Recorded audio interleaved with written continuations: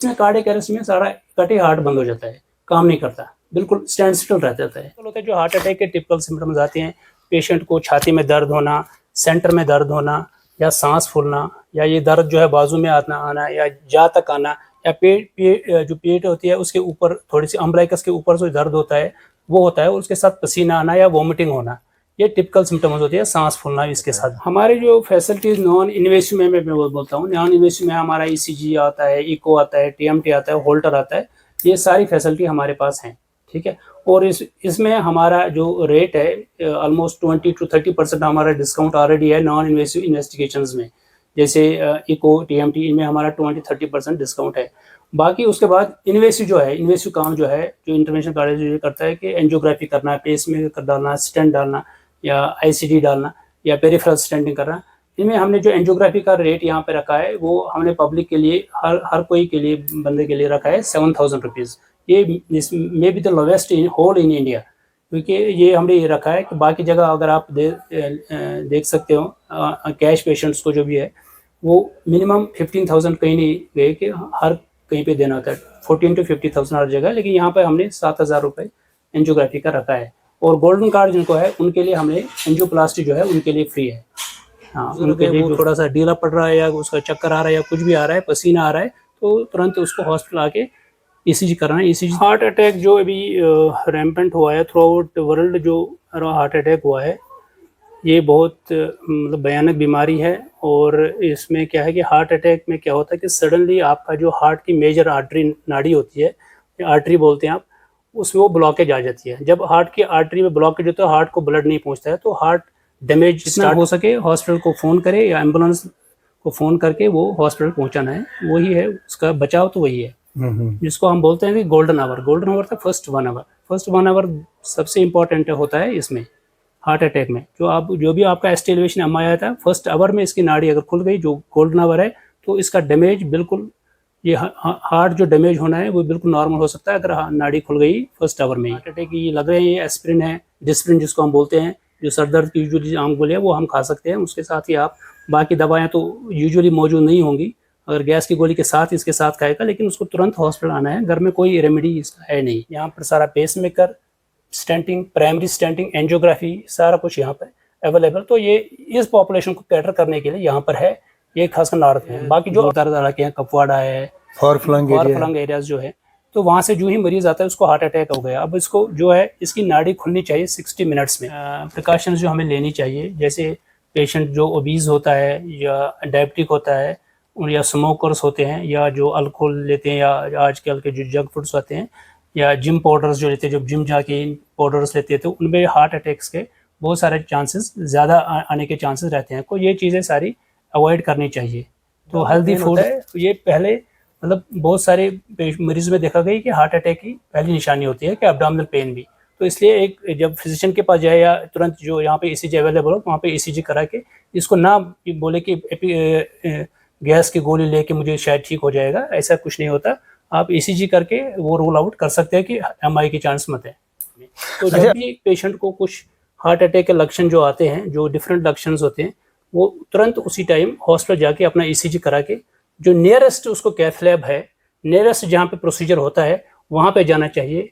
उसको ये नहीं सोचना है कि मैं बड़े हॉस्पिटल में जाऊँ, जो टाइम होता है वो टाइम फिर लॉस हो जाता है, जिसको हम गोल्डन पीरियड बोलते हैं, वो लॉस हो जाता है। जो भी आपकी नियरेस्ट कैथ लैब हो, यहाँ पर आपका 24/7 कार्डियोलॉजिस्ट मौजूद हो, तो वहाँ पे आपको जाना है अपने आप को बचाने के लिए। नाज़रीन अस्सलाम वालेकुम। आज के इस मुलाकात के प्रोग्राम में हमारे साथ डॉक्टर सैयद एजाज साहब है, जो इंटरवेंशन कार्डियोलॉजिस्ट है, माहिर अमराज क्लब है, नॉर्थ एंड हॉस्पिटल में इस वक्त मौजूद है और यहाँ काम कर रहे हैं, जो पटन में वाक़ा है, नेशनल हाईवे पर। डॉक्टर साहब यहाँ काम कर रहे हैं, बड़ी खूबी से काम कर रहे हैं, अच्छे तरीके से काम कर रहे हैं। हार्ट से जो जुड़े हुए अमराज है, डॉक्टर साहब बड़े आसान तरीके से उनका इलाज यहाँ पे कर रहे हैं। सबसे पहले हम डॉक्टर साहब से गुजारिश करेंगे कि डॉक्टर साहब अपना इंट्रोडक्शन देंगे। अस्सलाम वालेकुम। मैं आपको शॉर्ट में बताना चाहता हूँ कि मेरा जो MBBS हुआ है वो गवर्नमेंट मेडिकल कॉलेज श्रीनगर से हुआ है, और उसके बाद मैंने एमडी शेरी कश्मीर इंस्टीट्यूट से मैं सोरा से किया है। और उसके बाद जो स्पेशलिस्ट डिग्री, जो सुपर स्पेशलिस्ट डिग्री होती है इंटरवेंशनल कार्डियोलॉजी की, वो मैंने दिल्ली से किया है, Delhi heart and lung institute में है। और उसके बाद भी मैंने जो वहाँ पे एक बड़ा पूरे इंडिया में बहुत बड़ा हॉस्पिटल है जिसका नाम है जीबी पंत हॉस्पिटल, जिपमर के नाम से जाना जाता है। वहाँ पे मैंने जो कार्डियोलॉजी के जो भी प्रोसीजर्स हैं वहाँ पे मेरा एक्सपीरियंस रहा है। सारी ऑलमोस्ट सारी डिजीज़ को ट्रीट करने का मुझे एक्सपोजर वहाँ मिला है। और उसके बाद मैं डिफरेंट सिटीज़ में गया है इंडिया के, पंजाब गया है, हिमाचल में गया, और लास्ट में मैं फोर्टिस हॉस्पिटल कांगड़ा हिमाचल में as a head of the cardiology रहा हूँ, और वहाँ पे मैं 2 साल रहा हूँ। और उसके बाद मैंने सोचा कि अब मैं अपनी स्टेट में वापस आऊँगा। ये सारा कुछ आपने प्राइवेट में किया है? नहीं, जो मैंने हर कुछ गवर्नमेंट में ही किया है। जो जीएमसी श्रीनगर हमारा गवर्नमेंट है, वहाँ पे ओपन मेरिट में गया हूँ मैं। शेरी कश्मीर सिक्किम जो है वो ओपन मेरिट में है, एमडी मेडिसिन में लिया है। और उसके बाद नेशनल बोर्ड की तरफ से जो डॉक्टरेट डिग्री होती है कार्डियोलॉजी की, वो हमने Delhi heart and lung institute में किया है, वो गवर्नमेंट की तरफ से स्पॉन्सर्ड होता है। और उसके बाद गवर्नमेंट हॉस्पिटल जो जीबी पंत हॉस्पिटल है, सबसे बड़ा हॉस्पिटल है कार्डियोलॉजी का, आप कह सकते हो कि मक्का ऑफ द, जो बोल रहे हैं कि किसी चीज़ का जो बड़ा होना, वो है कार्डियोलॉजी का जो बड़ा सेंटर है इंडिया में, या ओवरऑल माना जाता है कि दुनिया में भी बहुत बड़े सेंटर में माना जाता है जीबी पंत हॉस्पिटल दिल्ली। तो वहाँ से उसके बाद पोस्ट डीएनबी या डीएम आप बोल सकते हो, और उसको एक्सपीरियंस वहाँ भी लिया मैं मुझे इंटरवेंशन कार्डियोलॉजी में। अच्छा डॉक्टर साहब, बड़ी अच्छी बात है, आपने बाहर काम किया है, आप वो बहुत सारी जगहों का तजुर्बा है, प्रैक्टिस है, आपको एक लंबा काम एज कार्डियोलॉजिस्ट किया है आपने बाहर, तो बड़ा तजुर्बा लेकर आए हैं आप यहाँ ये नॉर्थ एंड हॉस्पिटल में, और यहाँ के लोगों को आप कुछ देना चाहते हैं, कुछ सहूलियत यहाँ पे मैसर रखना चाहते हैं लोगों के लिए, तो इस वजह से आप यहाँ मुझे लगता है कि काम कर रहे हैं। अगर डॉक्टर साहब, अगर सबसे पहले हम जानना चाहेंगे तो डॉक्टर साहब, ये हार्ट अटैक जिसे हम बोलते हैं होता क्या है? हार्ट अटैक जो अभी रैम्पेंट हुआ है थ्रू आउट वर्ल्ड, जो हार्ट अटैक हुआ है, ये बहुत मतलब भयानक बीमारी है। और इसमें क्या है कि हार्ट अटैक में क्या होता है कि सडनली आपका जो हार्ट की मेजर आर्टरी नाड़ी होती है, आर्टरी बोलते हैं आप, उसमें वो ब्लॉकेज आ जाती है। जब हार्ट की आर्टरी में ब्लॉकेज होता है, हार्ट को ब्लड नहीं पहुंचता है, तो हार्ट डैमेज स्टार्ट। तो जब हार्ट ही डैमेज होगा तो ये जो हार्ट मतलब 60-80 बीट्स पे चलता है, तो वो जो खून बॉडी, पूरे बॉडी को जो खून जाता है, तो वो डैमेज जब हो जाता है तो वो पूरे बॉडी को खून नहीं दे पा रहा है, और खुद जो उसकी जो हार्ट की अपनी मसल्स जो वो ख़त्म हो जाती है, हार्ट नेक्रोसिस में जाता है। जब भी किसी चीज़ का खून की सप्लाई बंद हो जाती है तो वो डेड होने लगता है। तो ये चीज़ होती है heart attack. Major heart attack में जो ये हो जाता है, जो आम लफ्ज़ों में हम बोल सकते हैं, इनके 2-3 दिल का दौरा है। इनके 2-3 टाइप्स होते हैं। ब्रॉडली आप इनको एसीएस बोलते हैं, एक्यूट कॉरोनरी सिंड्रोम। हाँ, उसमें होता है एक एसटी एलिवेशन एमआई, एक नॉन एसटी एलिवेशन एमआई, ये होता है। जो एसटी एलिवेशन एमआई होता है वो तुरंत हॉस्पिटल आने चाहिए, बट उसमें जितना आप जल्दी जा सकते अपना इलाज कराना है। एसटी एलिवेशन एमआई भी पेशेंट को कुछ हार्ट अटैक के लक्षण जो आते हैं, जो डिफरेंट लक्षण होते हैं, वो तुरंत उसी टाइम हॉस्पिटल जाके अपना ईसीजी करा के, जो नियरेस्ट उसको कैथ लैब है, नियरेस्ट जहाँ पे प्रोसीजर होता है वहाँ पे जाना चाहिए। उसको ये नहीं सोचना है कि मैं बड़े हॉस्पिटल में जाऊँ। जो टाइम होता है वो टाइम फिर लॉस हो जाता है, जिसको हम गोल्डन पीरियड बोलते हैं, वो लॉस हो जाता है। जो भी आपकी नियरेस्ट कैथ लैब हो, यहाँ पर आपका 24/7 कार्डियोलॉजिस्ट मौजूद हो, तो वहाँ पे आपको जाना है अपने आप को बचाने के लिए। अगर हम ये आपसे जानना चाहेंगे कि इस जो हार्ट अटैक है, जैसे आप बोल रहे हैं, इसके 3 टाइप्स हैं, हाँ, तो अगर ये सिम्टम्स हम जानना चाहेंगे कि इसके सिम्टम्स क्या है, तो पहले इंसान ठीक तरह से काम करता है, उठता बैठता है, सही तरह से चलता फिरता है, तो सिम्टम्स कुछ नज़र नहीं आते हैं, ज़ाहिर नहीं होते, या इंसान फील नहीं करता ये इस चीज़ से रिलेटेड सिम्टम्स है। तो क्या सिम्टम्स है? यूजुअली इसके टिपिकल सिम्टम्स होते हैं और एटिपिकल सिम्टम्स। हार्ट अटैक के टिपिकल सिम्टम्स आते हैं, पेशेंट को छाती में दर्द होना, सेंटर में दर्द होना, या सांस फूलना, या ये दर्द जो है बाजू में आना या जा तक आना, या जो पेट होती है उसके ऊपर थोड़ी सी अम्ब्लाइकस के ऊपर जो दर्द होता है वो होता है, और उसके साथ पसीना आना या वोमिटिंग होना, ये टिपिकल सिम्टम्स होती है। सांस फूलना इसके साथ। कभी होता है कि एटिपिकल सिम्टम, जैसे पेशेंट एल्डरली बहुत ज़्यादा है, उसको नहीं लगता, और या पेशेंट डायबिटिक है, उनको ये टिपिकल सिम्टम्स नहीं आते, उनको थोड़ा सा पसीना आ गया, थोड़ा सा चक्कर आ गया, या ये चीज़ें, या शोल्डर में दर्द हो गया, बाजू में दर्द हो गया, ये चीज़ें होती है जो एमआई के सिम्टम्स होते हैं। या एपिगैस्ट्रिक पेन जिसको हम बोलते हैं कि पूरे इंडिया में बोलते हैं कि उसको शायद गैस हो गई, तो ये चीज़ें बहुत डेंजरस होती है। जो ये सोचेगा कि शायद गैस हो गया और इसको वो अपने टाइम पे ना दिखाए कार्डियोलॉजिस्ट को, उसी टाइम उसको ईसीजी करना चाहिए। जो एपिगैस्ट्रिक पेन होता है ये पहले मतलब बहुत सारे मरीज में देखा गया कि हार्ट अटैक की पहली निशानी होती है कि एब्डोमिनल पेन भी। तो इसलिए एक जब फिजिशियन के पास जाए या तुरंत जो यहाँ पे ईसीजी अवेलेबल हो वहाँ पे ईसीजी करा के, इसको ना बोले कि गैस की गोली लेके मुझे शायद ठीक हो जाएगा, ऐसा कुछ नहीं होता। आप ईसीजी करके वो रूल आउट कर सकते हैं कि एमआई की चांस मत है। अगर इससे बचना चाहे हाँ, तो प्रिकॉशंस क्या है एक इंसान के लिए कि वो इन चीज़ों से बचना चाहिए कि उससे हार्ट अटैक ना आए या उसको दिल की बीमारी न लगे, तो किस तरह से इसका? देखो ये तो यूजुअली नहीं पता चलता कि हार्ट अटैक किस पेशेंट को आ सकता है, लेकिन ये है जो प्रिवेंटिव प्रिकॉशंस जो हमें लेनी चाहिए। जैसे पेशेंट जो ओबीज होता है या डायबिटिक होता है, या स्मोकर्स होते हैं, या जो अल्कोहल लेते हैं, या आजकल के जो जंक फूड्स आते हैं, या जिम पाउडर्स जो लेते हैं, जब जिम जाके पाउडर्स लेते हैं तो उनमें हार्ट अटैक्स के बहुत सारे चांसेस ज़्यादा आने के चांसेस रहते हैं। तो ये चीज़ें सारी अवॉइड करनी चाहिए।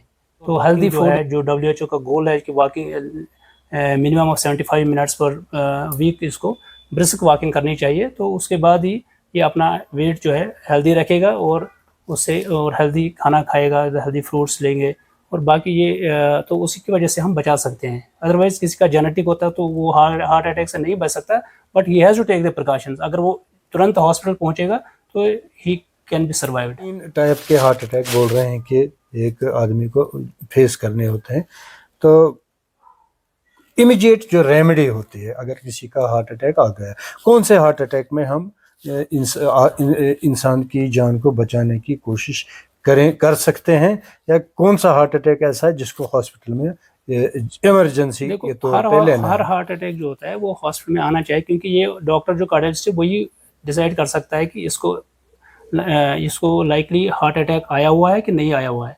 क्योंकि वो एक तो ईसीजी करके ईसीजी में पता चलता है कि इसका एसटी एलिवेशन एमआई है कि नॉन एसटी एलिवेशन एमआई है, या सिर्फ अनस्टेबल एंजाइना है, जिसमें अनस्टेबल एंजाइना में कि कार्डियक जो डैमेज नहीं होता है, मार्कर्स रेज नहीं होते हैं, लेकिन उसमें भी वो हार्ट के जो ब्लॉकेज के चांसेस बहुत हाई होते हैं।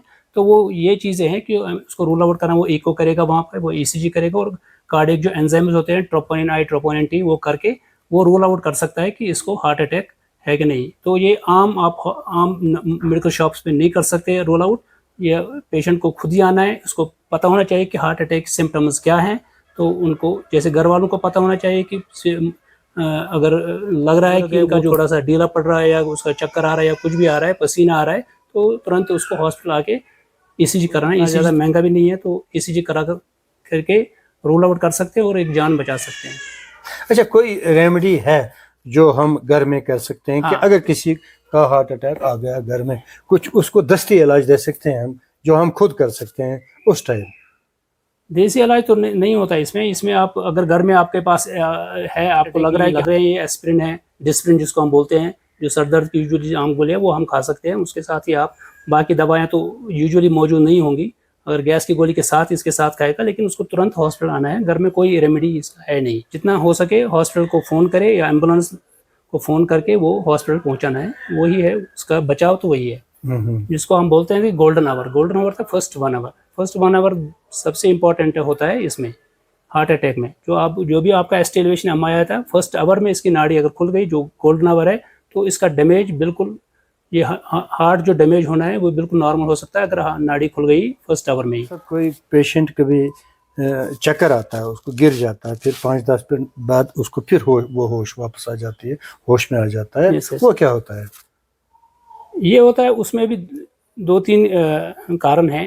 अगर मतलब चक्कर किस हिसाब से आता है वो भी कार्डियोलॉजिस्ट ही बता सकता है कि किस हिसाब से आए। किसी का होता है कि हार्ट के जो कंडक्शन सिस्टम है उनमें डिजीज़ है, या उसमें जैसे पल्स रेट बहुत अचानक से कम हो गई तो उसको चक्कर आ गया तो गिर गया, वो है कि हार्ट रेट फिर दोबारा उसकी पल्स रेट, जो पेसमेकर होता है हार्ट में, जो 1-2 पेसमेकर्स होते हैं उनका, वो दोबारा रिकवर करके उसकी पल्स रेट आ जाती है, वो दोबारा वो होश में आ जाता है, जिसको हम कंप्लीट हार्ट ब्लॉक बोलते हैं। फिर वो जो इंटरमिटेंट होता है हार्ट ब्लॉक जो होता है, तो ये होता है कि वो फिर दोबारा हो जाता है, तो वो भी नेगलेक्ट नहीं करना चाहिए, आना चाहिए। दूसरा होता है कि पेशेंट को एरिथमिया हो जाएगा, जिसको वीटी स्टॉर्म होता है, जैसे इलेक्ट्रिक शॉक लगता है कहीं पे, तो ऐसे ही हार्ट में होता है इलेक्ट्रिक जो करंट्स होते हैं, जो ये कंडक्शन सिस्टम में, उनमें भी लगता है कि शॉक लगता है कि उसका वीटी होगा, वीएफ होगा, वो बिल्कुल बेहोश होगा और खुद कभी रिवर्ट होता है, कभी नहीं रिवर्ट होता। तो इसीलिए बहुत सारी जगह जो जैसे बड़े मॉल्स में उनने वो डिवाइस रखे हैं जो शॉक देते हैं, जैसे किसी का लग गया है कि शॉक है, वो शॉक देता है उधर ही, और वो फिर बिल्कुल ही नॉर्मल हो जाता है। ये चीज़ें होती हैं कि हार्ट जो सडनली होता है। दूसरे बाकी चक्कर जो आता है, बेहोश हो गया, वो अगर डायबिटिक है, शुगर कम हो गया, वो वहाँ पे चेक करना है, या किसी का ब्लड प्रेशर रहता है, ब्लड प्रेशर की बहुत सारी दवाएं होती है, खासकर एल्डरली जो लोग होते हैं, तो वो जो ही बैठ के खड़ा हो जाता है तो उसका जो पोस्चरल हाइपोटेंशन होता है उसकी वजह से उसका ब्लड प्रेशर गिर के वो बेहोश हो जाता है। ये चीज़ें होती रहती है। या किसी को ऑटोनॉमिक डिस्फंक्शन होता है, वो दूसरी टर्म में है, वो आम लोगों को समझ नहीं आएगा। ऑटोनॉमिक डिस्फंक्शन होता है, उसको ये खड़ा हो जाता है तो उसकी वजह से उनकी जो ये है बैलेंस इम्बैलेंस हो जाता है। अच्छा डॉक्टर साहब, ये लोगों में एक आम मैसेज गई है, जिसका चक्कर आता है या गिर जाता है, इसको पानी दे दो, इसको पानी दे दो। पानी वानी कुछ नहीं देना है इसमें, क्योंकि वो जब वो बेहोश है तो वो जो कोऑर्डिनेशन रिफ्लेक्सेस जो होते हैं हार्ट के, जो रिफ्लेक्स जो होते हैं ड्रिंकिंग के, डेग्लूटेशन के रिफ्लेक्स होते हैं, वो सिर्फ वो उसमें जा सकता है, पानी उसकी फेफड़ों में जा सकता है, तो वो ज़्यादा ही प्रॉब्लम करेगा उसमें से। उसको खांसी आएगी, उसको पेट में लेना है वो तो उसमें जाएगा, तो that will be more detrimental. उसमें कोई पानी वानी नहीं देना होता है, पानी नहीं देना नहीं जी। तुरंत अच्छा, ये कभी उस टाइम आप ये कर सकते हो, अगर लगे बेहोश, you just pump the heart. आपको पंप करना है, हार्ट को पंप करना है, पहले देखना है कि पल्स वल्स मत है। जो अगर लेमैन को नहीं पता है तो वो एटलीस्ट पंप कर ले, ठीक है, एटलीस्ट पंप करके एक फ़ोन कॉल करे, या नियरेस्ट जो हॉस्पिटल होगा या वहाँ पे ले जाए, या एम्बुलेंस जो होती है, पूरे हॉस्पिटल, बहुत सारे हॉस्पिटल में एम्बुलेंस होते हैं इसके लिए रखी है, तो उनको फ़ोन करके उस पेशेंट को वहाँ से उठा के ले आए। अच्छा, ये डॉक्टर साहब कितनी बार पंप करना होता था जब तक हार्ट का रिवाइव हो? ये ऑलमोस्ट आपको 30 मिनट तक ये साइकिल करना है, पंप करना है, कंप्रेशंस करने हैं, चेस्ट कंप्रेशंस करने हैं, 30 कंप्रेशंस कंटिन्यूस कर लिए, फिर आपको थोड़ा सा ब्रेथ भी देना है। ठीक है, ज्यादातर कंप्रेशन पे ही दिया, मुंह से भी हवा देनी है, मुंह से भी हवा दे सकते हो। एक रुमाल रख के मुंह पे, उस पर अगर आपके पास बाकी चीजें नहीं है वहाँ पे आप दे सकते हो। एज ए लेमैन जो आप बाय स्टैंड CPR जो बोलते हैं, कार्डियोपल्मोनरी रिससिटेशन कर सकते हो। तो आप चेस्ट कंप्रेशन करेंगे और सेंटर में रख के, हाथ सेंटर में रख के उसको कंप्रेस करेंगे, 15 से 30 बार करना है। ठीक है, 1 मिनट में ऑलमोस्ट 100 बार ये कंप्रेस होना चाहिए चेस्ट, और उसके बाद आप 2-3 ब्रेथ्स दे सकते हो इसको। तब तक आप फ़ोन भी कर सकते हो, तो जब तक एम्बुलेंस आएगी तो इसको आप ला सकते हो, तब तक ये रिलीफ दे सकते हैं। अच्छा डॉक्टर साहब, कभी पल्पिटेशन बहुत तेज़ हो जाती है एक पेशेंट की, या कभी कम हो जाती है, तो ये क्या वजह हो रही है? उनमें बहुत सारे कारण होते हैं। पल्पिटेशंस होना मतलब जो फिजियोलॉजिकल है, किसी का खून कम होना, किसी में नर्वसनेस हो जाती है, या सिंपैथेटिक डिस्चार्ज, मतलब जैसे कोई इंटरव्यू दे रहा है उसका पल्पिटेशंस बढ़ जाती है, ये चीज़ें होती है। तो या एक्सरसाइज करना पल्पिटेशन हो जाती है। तो दूसरे चीज़ होते हैं कि किसी का हार्ट में ही प्रॉब्लम है कि एरिथमिया होते हैं, जैसे जिसको हम बोलते हैं 6 साइनस सिंड्रोम या ब्रेडी टेकी एरिथमियाज होती हैं। कभी इसकी धड़कन बहुत तेज़ होती है, फिर कम हो जाती है, तो उनमें यूजुअली हम होल्टर एडवाइज करके देख लेते हैं कि इनकी क्यों चीज़ें हो रही। या किसी का थायराइड हो, उसमें भी ज़्यादा पल्पिटेशन ज़्यादा हो जाती है ये चीज़, या किसी का शुगर अचानक कम होने लगता है कि या डायबिटिक है, शुगर कम, उसकी पल्पिटेशन हो जाती है, ये चीज़ें हो जाती है। या कोई ऐसे ड्रग्स लेता है या कोई नशे करता है, खासकर स्मोकर्स हैं या कोई कोकेन वोकेन ये जो लेता है, उनकी पल्पिटेशन या ज़्यादा कैफीन लेता है, उनमें ज़्यादा पल्पिटेशन हो जाती है। अच्छा डॉक्टर साहब, कभी रात में जब आम लोग सो जाते हैं, वो एक ख्वाब में चले जाते हैं, तो वो कहते हैं कि मैंने ख्वाब देखा। तो जब वो ख्वाब देख रहे हैं तो वो कहते हैं पल्पिटेशन बहुत तेज़ हुई है, तो रज़ाई वगैरह फेंक देते हैं या खड़ा हो जाते हैं। वो कोई डरावना कुछ ख्वाब होता है कि उसमें से सिंपैथेटिक जो कोई नींद में चलते भी हो जाती है, तो वो चीज़ें आ जाती हैं वो उसमें। नींद में कोई चलता भी है रात को? हाँ वो चलते हैं, वो एक साइकेट्रिक प्रॉब्लम है, वो साइकेट्रिक। अच्छा, वो साइकेट्रिक प्रॉब्लम है। अच्छा डॉक्टर साहब, सोमनम्बुलिज्म जिसको बोलते हैं, वो चलते हैं, नींद में भी चलते हैं। अच्छा डॉक्टर साहब, किस हालत में ऐसे पेशेंट को जो जिसका हार्ट अटैक या हार्ट से रिलेटेड तकलीफ हो, स्टेंट हम कहते हैं, कि पहले कि ये आप समझाइए हमको थोड़ा सा, ये स्टेंट होता क्या है? देखो किन पेशेंट्स को स्टेंट करना चाहिए हमें, ये हमें पता चलता है। एक तो सिम्टोमेटोलॉजी जो पेशेंट की होती है, और जब वो आता है हॉस्पिटल, या वो एक्यूट हार्ट अटैक में आता है, एक्यूट एमआई जो बोलते हैं हम usually, acute MI heart attack आता है, या उसको एंजाइना होता है। एंजाइना होता है कि वो चलने से जो ही वो चलता है, कुछ कदम चल के उसके दबाव ये लगता है सीने में, या सांस फूलता है, या कुछ बार या जलन हो जाती है। तो वो जलन जो बाजू में फैलती है, या जाह में फैलती है, या पेट की तरफ भी आ सकती है, तो वो उसको बोलते हैं एंजाइना, एंजाइनल एफर्ट। फिर वो क्या करता है, काम कम स्टार्ट करना लगता है। तो उनमें अलग सा ट्रीटमेंट है, इनमें भी अलग सा ट्रीटमेंट। एक्यूट हार्ट अटैक में आपको जो मैंने पहले ही बोला, गोल्डन आवर है, आपको आना है। एंजियोग्राफी ईसीजी में पता चलता है कि इसकी ब्लॉकेज 100% है कि नहीं, वो ईसीजी में उसके बाद एंजियोग्राफी इको करके एंजियोग्राफी में लेना है, और वहीं पे उसको अगर ब्लॉकेज है तो वो ट्रीट करनी है, उसको एंजियोप्लास्टी करनी है और स्टेंटिंग करनी है। ये है उसमें, क्योंकि उसी से उसका जो है हार्ट बच सकता है। अच्छा। हाँ, कई बार क्या होता है कि एक्यूट हार्ट अटैक है, बहुत सारी रिमोट एरिया है। इस हॉस्पिटल का मतलब यही था यहाँ पे डालने का, क्योंकि बहुत सारे मरीज जो है वो ये जो नॉर्थ के बहुत सारे इलाके हैं, कपवाड़ा है, फार फ्लंग एरियाज जो है, तो वहाँ से जो ही मरीज आता है उसको हार्ट अटैक हो गया। अब इसको जो है, इसकी नाड़ी खुलनी चाहिए 60 मिनट्स में, मैक्सिमम 2 आवर्स में। अब कपवाड़ा से लेके ये श्रीनगर जाने तक इसका कितना डिस्टेंस ट्रेवल करना है, और जब ट्रैफिक जाम हो तो इसका ये जाता है कि मैं सेंट्रल हॉस्पिटल में जाऊँ, लेकिन इसका वो जाने का फायदा उतना नहीं रहता है, क्योंकि इसकी ऑलरेडी हार्ट डैमेज होने लग रहा है, क्योंकि 1 घंटे के बाद वो डैमेज होता है। इसलिए ये हॉस्पिटल यहाँ पे डालने का ये मकसद था कि ये पेशेंट एटलीस्ट बच जाए, ये इनकी सडन डेथ ना हो जाए, रास्ते में मौत ना हो जाए। तो इसके लिए ये था कि गोल्डन आवर में ये पहुंच जाए इस हॉस्पिटल में, जहाँ पर ये फैसिलिटी है, कैथ लैब अवेलेबल है, सारा pace maker, stenting, primary stenting, angiography, सारा कुछ यहाँ पर अवेलेबल। तो ये इस पॉपुलेशन को कैटर करने के लिए यहाँ पर है, ये खासकर नॉर्थ में। बाकी जो इलाके हैं सेंट्रल में भी, वो भी आ सकते हैं इस फैसिलिटी के लिए, क्योंकि ट्रेन सर्विस भी यहाँ पे अवेलेबल है, ज़्यादा दूर है नहीं।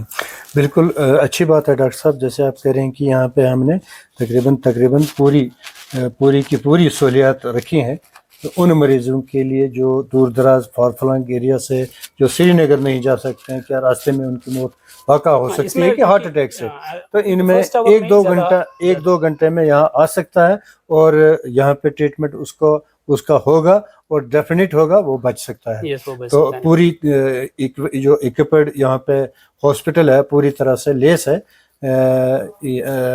दिल से रिलेटेड जो भी मसाइल हैं, मसले हैं, प्रॉब्लम्स हैं, उनका तो पूरी तरह से यहाँ पे जांच और इलाज हो रहा है। बड़ी अच्छी बात है। इस चीज़ का एक्सपीरियंस मैं बता रहा हूँ। मैं फोर्टिस हॉस्पिटल कांगड़ा में था, तो यूजुअली वहाँ से पेशेंट्स जाते थे, जो हिमाचल के पेशेंट्स थे, यूजुअली वो जाते थे पीजीआई चंडीगढ़ में। तो जब से वहाँ पे हमने कहते हैं वो स्टार्ट किया, मतलब जो हमने 24 आवर सर्विस देनी स्टार्ट कर दी वहाँ पे, तो ऑलमोस्ट 60-70% जो फ्लो जालंधर जाता था या पीजीआई चंडीगढ़ जाता था, वो रुक गया है, और उनकी मतलब जानें बच गई है, बहुत सारी जानें वहाँ बच गई हैं, क्योंकि तुरंत इलाज उनका हमने ऐसे पेशेंट्स के नाड़ी जो यूँ हॉस्पिटल पहुँचा, विदिन 10 to 15 मिनट्स में हमने इनकी नाड़ी खोल दी है। हॉस्पिटल डोर से लेके, जिसको हम यूजुअली बोलते हैं डोर टू बैलून टाइम, आपका डोर पे पेशेंट आना और कैथ लैब में इसकी नाड़ी खोलना बैलून के साथ या वायर करना, जो नाड़ी खुल गई, डोर टू बैलून टाइम। जो average door to balloon time हमारा वहाँ पे रहा फोर्टिस कांगड़ा में, वो 40 to 60 मिनट्स रहा है इन सालों में, 2 सालों में। तो बहुत सारे केस मैंने ऐसे भी किए हैं जिसमें मिनिमम 10 to 15 मिनट्स में हमने इनकी नाड़ी खोल दी है। मतलब ये मैं कहने का मतलब यही है। अच्छा डॉक्टर साहब, कोई कहता है कि ये जो स्टेंट है, कोई कहता 80,000 का है, कोई कहता 1 लाख का है, कोई कहता 1.5 लाख का है, तो इसमें क्या ये क्वालिटी डिफरेंस है, या इसमें वो डिफरेंट टाइप ऑफ डिजीज है?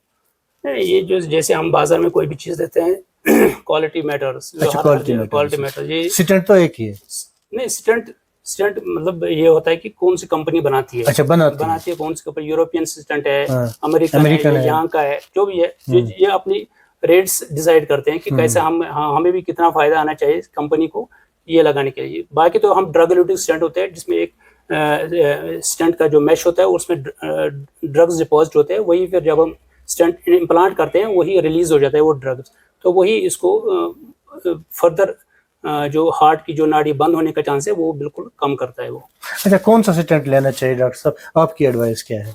ड्रग एलुटिक स्टेंट ये भी है वही। हाँ, तो ये कहाँ पे डाला जा रहा है? एक इंसान जब हार्ट अटैक में होता है ये डिपेंड करता है कि कौन सी नाड़ी बंद है। अच्छा, हार्ट में यूजुअली जो नॉर्मली है 3-4 नाड़ियां होती हैं, लेफ्ट साइड में 2 होती हैं, राइट साइड में 1 होती है। कभी क्या होता है कि लेफ्ट साइड में भी 3 होती हैं और उसके डिफरेंट ब्रांच होते हैं, लेफ्ट में भी ब्रांच होते हैं, राइट में ब्रांच होते हैं। तो जहाँ पे भी ब्लॉकेज होती है उसी ब्लॉकेज के साइज के हिसाब से ही, जो उसकी नाड़ी का साइज है उस हिसाब से ही उसका स्टेंट लगता है। बिल्कुल सर, सही बात है। अच्छा, अब यहाँ ये मसला आ गया है कि पेस मेकर, हाँ जी, पेस मेकर भी एक ऐसा इंस्ट्रूमेंट है जो हार्ट की धड़कन को कंट्रोल भी करता है और इसको एक्टिवेट भी करता है। ये पेस मेकर होता क्या है और ये लगाना क्यों पड़ता है? इसकी वजूहात क्या है लगाने की?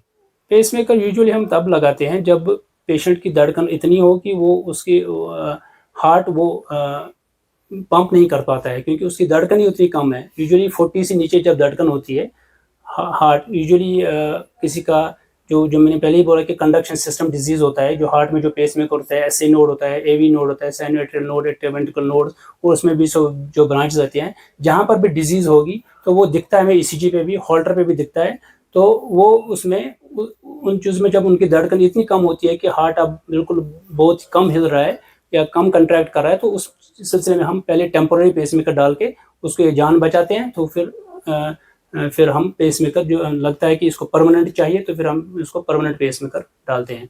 ये इमीडिएट डिसाइड होता है कि इसका हार्ट जो रेट है कम हुई है और इसका पेसमेकर डालना है, ये ईसीजी पे ही पता चलता है। हाँ, ये कंप्लीट हार्ट ब्लॉक है कि क्या है, ये उससे पता चलता है कि ईसीजी पे पता चलता है कि इसका कंप्लीट हार्ट ब्लॉक है, क्योंकि उसका एक पोर्शन काम कर रहा है हार्ट का, ऐसे नोड जो होता है कभी काम करता है कभी नहीं करता, तो उसकी वजह से इसका ये होता है कि आधे बीट्स हार्ट पे जाती है, आधे नहीं जाती है, तो उस सिलसिले में उसको एज ए पेसिंग देता है ये। अच्छा, इसमें भी ऐसा है कि कोई कहता है मैंने लिया है ये पेसमेकर 2 लाख का है, कोई बोलता 3 लाख का है, कोई बोलता 1 लाख का है। इसमें भी डिफरेंट क्वालिटीज है और तकरीबन इनका जो, जैसे मेरा आइडिया है, इनका जो काम है सेम है। सेम काम है। अच्छा। लेकिन ये है कि एक होता है कि एक चैम्बर में डालना, एक उसको होता है सिंगल चैम्बर, दूसरा होता है कि डुअल चैम्बर, 2 चैम्बर में। डुअल चैम्बर जो होता है उसका अच्छा बेटर काम है, क्योंकि वो दोनों चैम्बर उसको स्टिमुलेट करता है। तीसरा होता है कि इसको सीआरटी की जरूरत है, मतलब 3 चैम्बर्स में उसको तार लगानी है, उससे उसकी ज्यादा फंक्शन बढ़ जाती है। तीसरी चीज होती है कि ये एमआरआई कंडीशनल है कि एमआरआई नहीं कंडीशनल है, क्योंकि एमआरआई कंडीशनल क्या होता है कि हम अगर इसको पेसमेकर लग गया, खुदा ना खास्ता कल इसको एमआरआई की जरूरत है, तो उसको एमआरआई कर सकते हैं हम कि नहीं कर सकते, क्योंकि ये चीजें पहले ही पेशेंट को बोलनी है कि हम आपको कौन सा लगाना है, तो उसी हिसाब से कॉस्ट वेरी करता है। और दूसरा होता है कि कंपनी का कॉस्ट, किसी और का कंपनी, जैसे यूजुअली जो मशहूर कंपनियां हैं, मेट्रॉनिक है, सैंड जूस है, डिफरेंट कंपनीज के अपने अपने डिफरेंट रेट्स हैं, जैसे हर चीज का अपना रेट होता है। अच्छा डॉक्टर साहब, और एक चीज है जिसको कहते हैं हम कार्डियक अरेस्ट। ये कार्डियक अरेस्ट मुझे लगता है कि ये भी हार्ट अटैक से रिलेटेड है। हाँ, ये भी हार्ट अटैक से रिलेटेड है, लेकिन इसमें यही होता है कि कार्डियक अरेस्ट में कि आपकी इलेक्ट्रिकल एक्टिविटी जो कंडक्शन वो बंद हो जाती है। अच्छा। जैसे आपका वीटी हो गया, आपका सीएचबी हो गया, जो कंप्लीट हार्ट ब्लॉक हो गया, तो उसका भी जो कार्डियक अरेस्ट होल हार्ट ही बंद हो जाता है, वो काम ही नहीं करता। ठीक है। उसमें कार्डियक हार्ट अटैक में क्या होता है कि आपकी एक नस बंद हो जाती है, वो नसों की प्रॉब्लम है, ये है कंडक्शन सिस्टम की प्रॉब्लम, ये इलेक्ट्रिक प्रॉब्लम है। ठीक है ना। हार्ट अटैक में नसों की प्रॉब्लम है, तो वो एक नस जब बंद हो गई तो उसकी वजह से पेशेंट तो बच सकता है किसी कितने टाइम में, जब तक इसकी नाड़ी खुलेंगी, या तो उसमें भी कार्डियक जो अटैक होता है उससे भी अरेस्ट हो सकता है, जो कार्डियक अरेस्ट होता है उससे भी हो सकता है, क्योंकि उससे भी वीटी वीएफ या सीएचबी होता है, लेकिन यूजुअली उसमें सारा इकट्ठे हार्ट बंद नहीं होता। इसमें कार्डियक अरेस्ट में सारा इकट्ठे हार्ट बंद हो जाता है, काम नहीं करता, बिल्कुल स्टैंड स्टिल रह जाता है।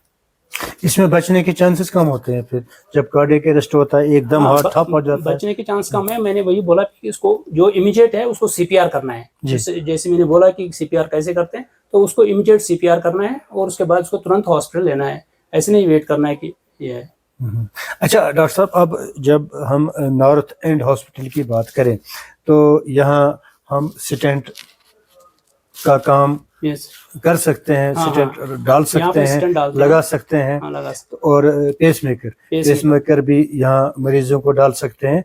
और इसमें आपने ये जो टेस्ट्स है, जैसे एंजियोग्राफी है, इको है, या और भी है, ईसीजी है, तो इसमें आपने लोगों के लिए, आम लोगों के लिए फैसिलिटीज जो रखी है, तो क्या रखी है जरा तफसील। हमारी जो फैसिलिटीज नॉन इन्वेसिव में मैं बोलता हूँ, नॉन इन्वेसिव में हमारा ईसीजी आता है, इको आता है, टीएमटी आता है, होल्टर आता है, ये सारी फैसिलिटी हमारे पास हैं, ठीक है। और इसमें हमारा जो रेट है ऑलमोस्ट 20 to 30% हमारा डिस्काउंट ऑलरेडी है नॉन इन्वेसिव इन्वेस्टिगेशंस में, जैसे इको, टीएमटी, इनमें हमारा 20-30% डिस्काउंट है।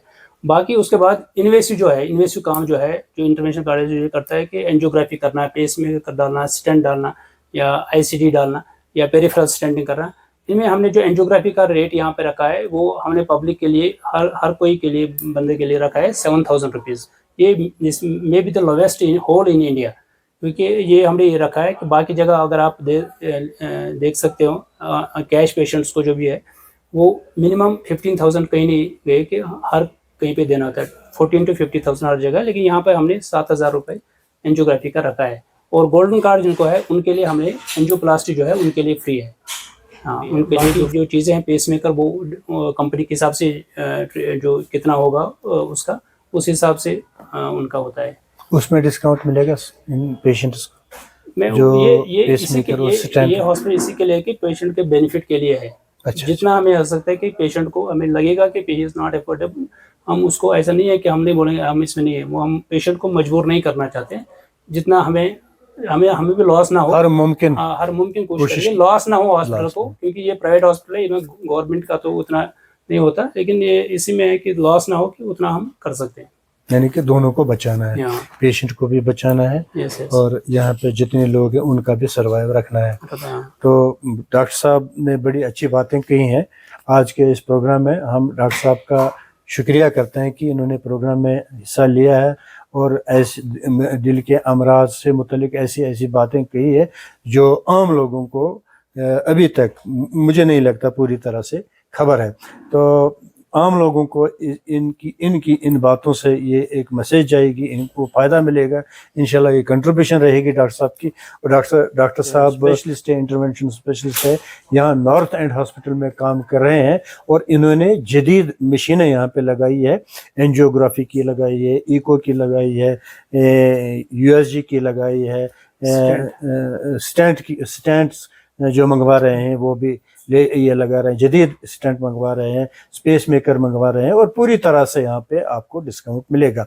जैसे डॉक्टर साहब कहते हैं कि 20% इन्होंने डिस्काउंट रखा है, 30 भी रखा है, और एंजियोग्राफी का इन्होंने पर्टिकुलरली रेट दिया है जो पूरे भारत में नहीं मिलेगा आपको। यहाँ पे 7,000 में ही एंजियोग्राफी आपको हो जाएगा नॉर्थ एंड हॉस्पिटल में, जो पूरे भारत में इनका चैलेंज है, नहीं होगा। जैसे कि दीगर जगहों पे 14,000, 15,000, 20,000 तक ये एंजियोग्राफी हो रही है, और यहाँ पे बिल्कुल 7,000 रुपये में ये आपका एंजियोग्राफी यहाँ पे होगा। लिहाजा मरीज के लिए ये एक अच्छी मैसेज है, तो उनका वो ये फ़ायदा उठाना चाहिए कि यहाँ आना चाहिए इन्हें, और ये फ़ायदे उठाने चाहिए। और डॉक्टर साहब भी यहाँ बैठे हैं राउंड द क्लॉक, 24 घंटे बैठे हैं, पैरामेडिकल स्टाफ फुल है यहाँ पे, बिल्कुल ये जदीद यहाँ पे हॉस्पिटल जदीद लाइन्स पे काम कर रहा है। इसके साथ ही हम डॉक्टर साहब से इजाज़त लेते हैं। अस्सलाम वालेकुम, शुक्रिया।